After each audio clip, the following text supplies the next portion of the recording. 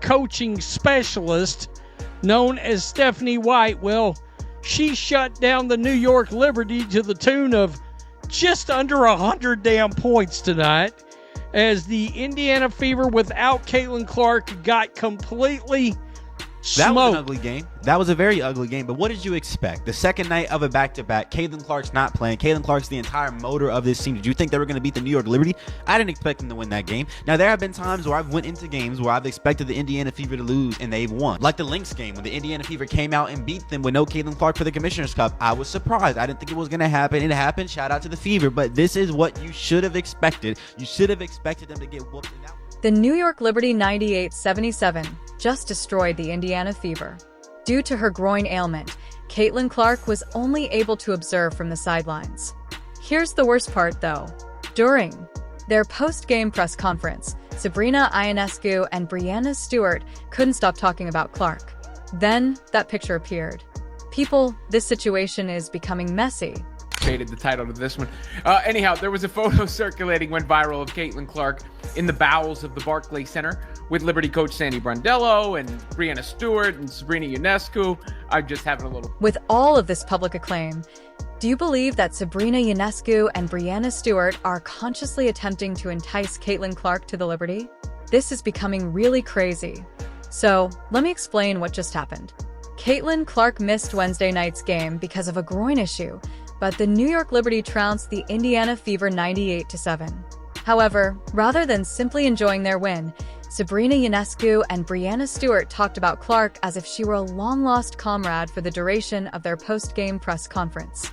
With 24 points, 11 rebounds, and 7 assists, Breanna Stewart led the Liberty, followed by Sabrina Ionescu with 15 points and 9 assists. The Fever was completely eradicated by these two. They're sitting there, though, pretending that Clark is the night's biggest news. In fact, the audacity is amazing. Stewart's remarks were quite instructive. She repeatedly brought up Clark and how much she admires her as a player when questioned about the game. She is sitting there handing her flowers as if they were best friends, even though the woman just put up a monstrous stat line against Clark's team. It goes beyond simple sportsmanship. That's the area of recruitment. Ionescu, however, made it even clearer. On a personal level, I'm really happy to see her back out on the court healthy, feeling good, because obviously it's important for them, ICU stated in prior remarks following her match against Clark. But I'm glad she's back simply for her. You shouldn't discuss an opponent in that manner. You should discuss someone you want on your team in that manner. This is when things start to get interesting. Following the game, Sabrina Ionescu and what appeared to be her agent, Aaron Kane, were nearby while Clark was spotted chatting amicably with Liberty head coach Sandy Brondello and star player Breanna Stewart. I'll say it again. There was Clark's agent. And the agent, that is what makes this so interesting. That is the key. All right, everybody's concentrating on, yeah, by the way, Caitlin Clark looks unbelievably happy talking to these folks. But this is how it starts in sports. This is how it starts in the NFL. This is how it starts in the NBA. When you start seeing the wheels in motion, there's signs. There's signs before eventually a player gets traded. A player eventually...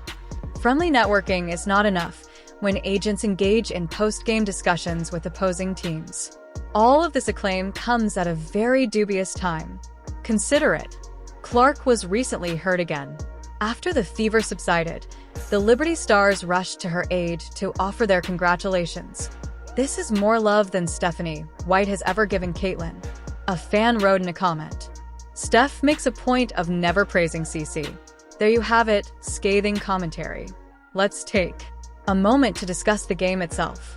The Liberty easily defeated the Fever, taking a 27-point advantage before settling for a 9,877 victory. Indiana took the lead in the game only once, but after that it was all New York. This was not even a contest. Ionu and Stewart, however, are behaving as though they had just seen brilliance from the other bench. When you contrast how the Liberty Stars discuss Clark with how her own organization handles her over it, the differences are striking. But during the game, Caitlin got honored as the WNBA Player of the Year in the ESPYs. Just what does it mean to have her impact so far? I mean, there are a lot of really good players in this league, and she got honored as the best player in the league by the ESPYs. Yeah, I mean, obviously she continues to get new awards. She continues to break barriers. She continues to do things that we haven't seen before. I mean, obviously you think about the Stewies MVPs of the league, and championship winners, and Asia's MVPs of the league and championship winners, and of course Sue Bird, who was sitting in the building today. And Caitlin is so fortunate, as well as all these guys, really. I mean, that they don't know anything any different than the WNBA. Right, like they've seen their idols play. They work their asses off to get to where they are, and to be able to be honored, whether it's the ESPYs or whether it's league awards or whether it's All-Star or whatever. I just think they continue to then lead the way for the other young players that are watching. So we're proud of Caitlin. ESPY's a big thing, and we're going to continue to support her. This summer, Clark has missed 10 games of the regular season due to a variety of injuries and her coach, Stephanie. White's reactions have been at best ambivalent. What is your description of kind of the physical battle that Caitlin particularly faces, maybe within tonight's game or just in general as you've gotten used to coaching, or just what you see she's enduring physically? Are you trying to get me fined again? I am not. Yeah, I mean, there's a level of physicality that they're able to play with against her. I knew it as an opponent, and I see it as her coach. And I'm not exactly sure why, but it just is what it is. And we've got to help her learn to it. Let's talk about the connection between the All-Star game and the elephant in the room. Sabrina Ionescu is on Clark's team, which Sandy Brondello will coach in the All-Star game. However, that doesn't explain why Clark's agent had to be involved in this discussion. Agents don't waste time on logistics for All-Star games. They talk about business. Throughout the season, the Liberty players have consistently praised Clark. Ionu has regularly purchased flowers for Clark in public, even when she was healthy and performing well against them. This goes beyond simple post-game etiquette. This is the development of strategic relationships. The timing of this crisis is what makes it even more troublesome for the Fever. After sustaining a right groin injury in the closing minute of Tuesday's 85-77 victory over the Connecticut Sun, Clark was declared out of Wednesday's game. She was clearly upset about the injury, and the club that just blasted them away is showing her more love than her own company is. It wasn't just the scoreboard that showed how dominant the Liberty were in this contest. With an incredible effort of 24 points, 11 rebounds, 7 assists, and 4 blocks, Breanna Stewart took the lead. From the bench, Clark was able to observe what championship-level basketball looks like. Everything that is wrong with the present Fever setup is being exposed by the fan reactions to this predicament. Comments like "told y'all she's eyeing the Liberty after seeing the photo" were all over WNBA Twitter. An organizational failure occurs when the fan base of another team actively recruits your top player. Here's something about this whole situation really irritates me. The remarks made by the Liberty players seem too well-planned to be sincere. It is not good sportsmanship to beat someone's team by 21 points and then spend your news conference praising their injured star. Psychological warfare is what that.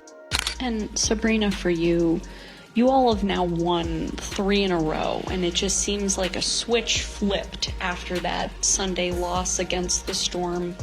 I'm just curious, what is it about Sandy's leadership that has helped you all sort of get through the muck of this stretch without JJ, but then also to be able to finish the first half of the season strong?